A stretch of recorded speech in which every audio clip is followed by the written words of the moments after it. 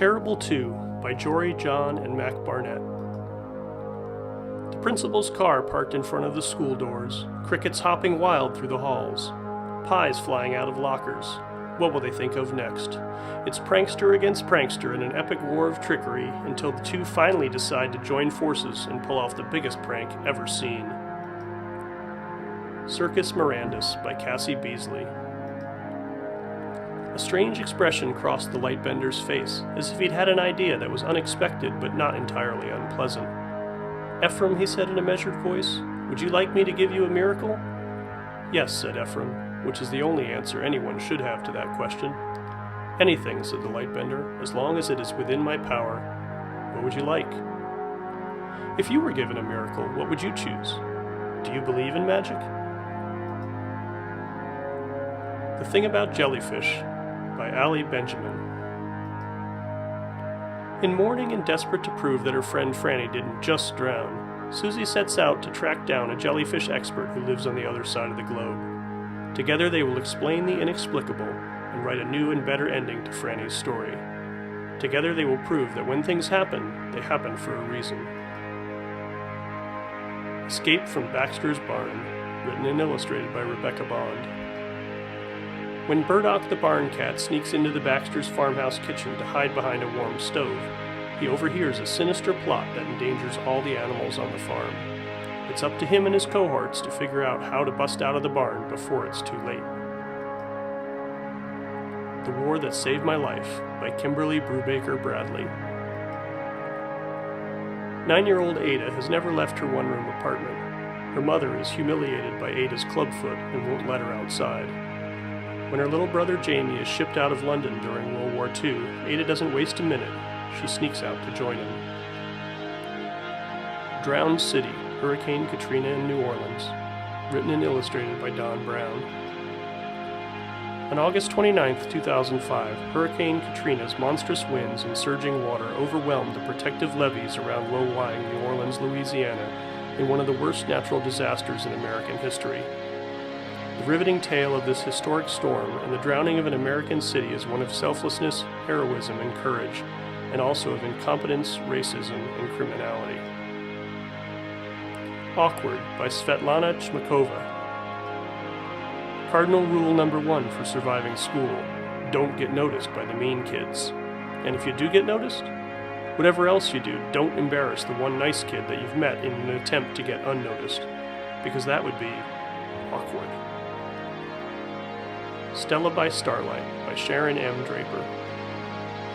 The horses were nearly upon her, but more terrifying were the horsemen. Each wore a white, full-length robe and a pointed white hood, and each carried a flaming torch in his left hand. The Klan. The tallest rider pointed his torch directly at her. "Tell your daddy and the rest of those boys they were told to expect trouble." Then he added ominously, "Everything will burn." The Doldrums by Nicholas Gannon.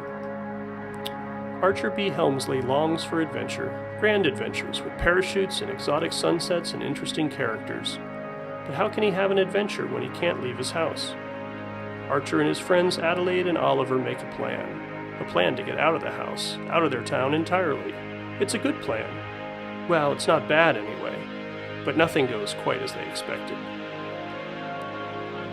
George by Alex Gino.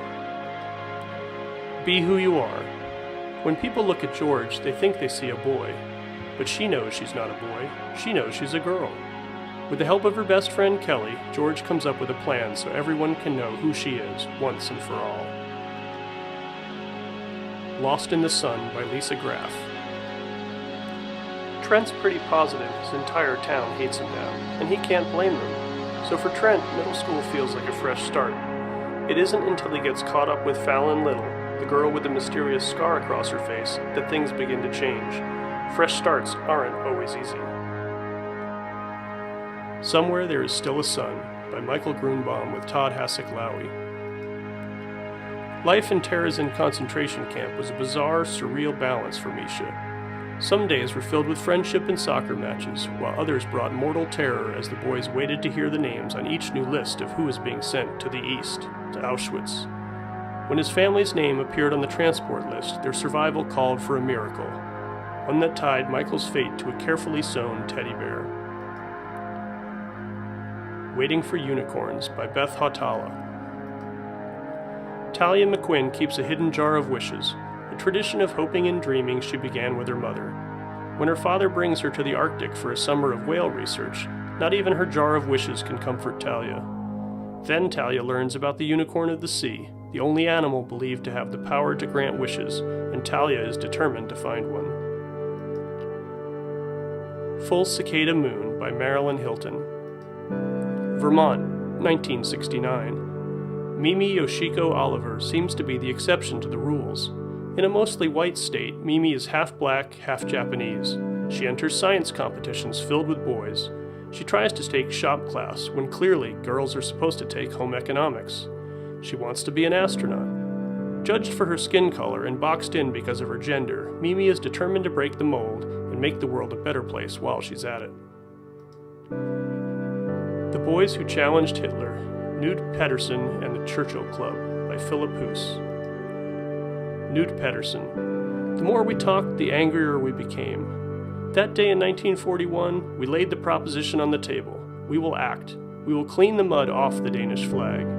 Together on that snowy afternoon, we resolved to form a club to fight the Germans as fiercely as the Norwegians were fighting.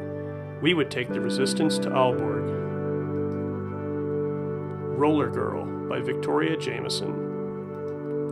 Slamwich, Scream Soda, Ridiculous, Draculola. It's time for some roller derby. Unusual Chickens for the Exceptional Poultry Farmer by Kelly Jones. Someone has finally written a real honest-to-goodness novel with chickens. This news will excite people who like novels, people who like chickens, and chickens. It is an unusual book, says Daniel Pinkwater, author of The Hoboken Chicken Emergency. Night on Fire by Ronald Kidd. I thought freedom was just a word, but it's not. It's a bus, and I climbed on. Along the way, I thought I would get answers. Instead, I found questions. Why do people hate each other? If a law is bad, should you break it? How can good people be so cruel? The Nightsiders, The Orphan Army by Jonathan Maybury. Milo Silk wasn't afraid of the monsters under his bed. We didn't have a bed for monsters to hide under. Milo had a sleeping bag, and that was usually spread out on rocky ground up on Mount Driscoll, or on moist, buggy dirt in the swamplands along the Louisiana Bayou. Sometimes he slept in a net hammock that dangled between a fuel truck and a tank with a crooked cannon. Besides, all of the monsters were way above him in their spaceships. Shadows of Sherwood by Kekla Magoon. Join Robin Loxley as she and her band of misfit kids, including Scarlett, Tucker, and Mary Ann, set out to right the wrongs of Igneous Crown in Knot City. A Night Divided by Jennifer A. Nielsen. It was Sunday, August 13th, 1961, a day I would remember for the rest of my life, when a prison had been built around us as we slept. Just that fast, Gerda's family is divided, she in East Berlin with her mother and oldest brother, and her father and middle brother in West Berlin, unable to come home. If caught, escape attempts come with deadly consequences. What price is Gerda willing to pay for freedom? The Nest by Kenneth Oppel. With subtle, spine-chilling horror at its heart, this tale of triumph over monsters, both outside and in, is outstanding, says the book list. Steve's precarious interactions with the honey-voiced queen make one's skin crawl, says the Horn Book. Oppel uses a dark and disturbing lens to produce an unnerving psychological thriller, says Publishers Weekly. A sophisticated horror story, frightening and uncanny, says the Wall Street Journal. The Seventh Most Important Thing by Shelley Pearsall. 120 hours of community service. Arthur can't believe it. Is he really supposed to rummage through people's trash? He's given a rickety shopping cart and a list of the 7 most important things. Glass bottles, foil, cardboard, pieces of wood, light bulbs, coffee cans, and mirrors. Before long, Arthur starts to realize that the trash he's collecting is being transformed into something more precious than anyone could imagine. I Am Princess X by Sherry Priest. Once upon a time, two best friends created a princess together. Libby drew the comics, May wrote the stories. Once upon a few years later, a car went over the side of a bridge and Libby passed away. Once upon a now, May is 16 when she starts to see Princess X everywhere. Only one person could be behind the Princess X sightings, her best friend Libby, who lives. The Lightning Queen by Laura Ressau. Nothing ever happens on the Hill of Dust where Teo lives in the remote mountains of Mexico. Then one day, the Gypsy Queen of Lightning rolls into town and her caravan's Mistress of Destiny predicts that she and Teo will be longtime friends, against all odds.